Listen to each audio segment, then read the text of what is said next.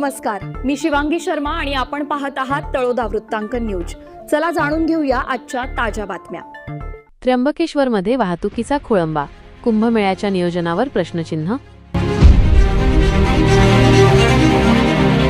प्रशासनाचे दुर्लक्ष, अनलॉजिंग चालकांची मनमानी।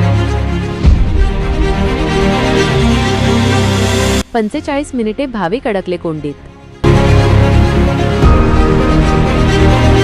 प्रतिनिधी भगवान आचारी, तळोदा वृत्तांकन न्यूज नेटवर्कसाठी त्र्यंबकेश्वर।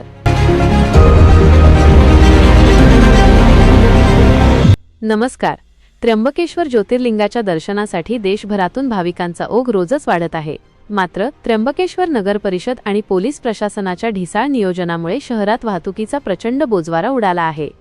सोमवारी दिनांक 23 रोजी दुपारी मुख्य डॉक्टर बाबासाहेब आंबेडकर चौकात झालेल्या वाहतूक कोंडीमुळे भाविक आणि स्थानिक नागरिकांना मोठा मनस्ताप सहन करावा लागला।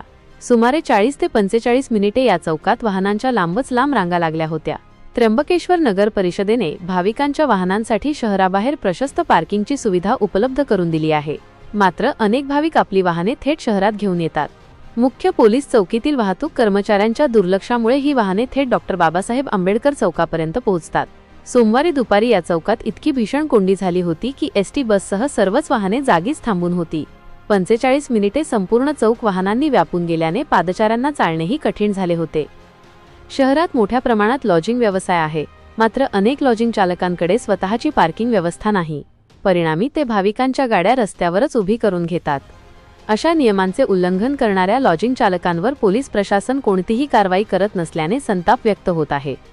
आगामी कुंभमेळ्याच्या पार्श्वभूमीवर पोलीस प्रशासनाने लॉजिंग चालकांच्या पार्किंग व्यवस्थेची चौकशी करणे गरजेचे असताना त्याकडे जाणीवपूर्वक दुर्लक्ष होत असल्याचं चित्र आहे।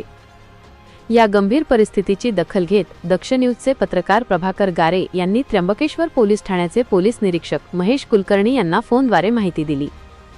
माहिती मिळताच कुलकर्णी यांनी तात्काळ आपल्या कर्मचाऱ्यांना पाठवून वाहतूक सुरळीत केली। मात्र प्रशासन अशा तक्रारीची वाट का पाहते? स्वतःहून ठोस पावले का उचलली जात नाहीत, असा सवाल आता उपस्थित केला जात आहे। आगामी कुंभमेळ्याच्या दृष्टीने त्र्यंबकेश्वरमध्ये वाहतूक नियंत्रण हा अत्यंत संवेदनशील विषय आहे। आताच ही परिस्थिती असेल तर कुंभमेळ्याच्या काळात लाखो भाविकांचे नियोजन पोलीस प्रशासन कसे करणार यावर प्रश्नचिन्ह उपस्थित केले जात आहे।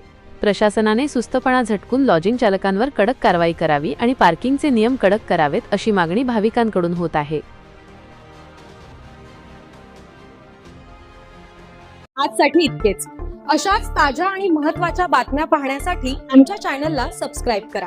धन्यवाद।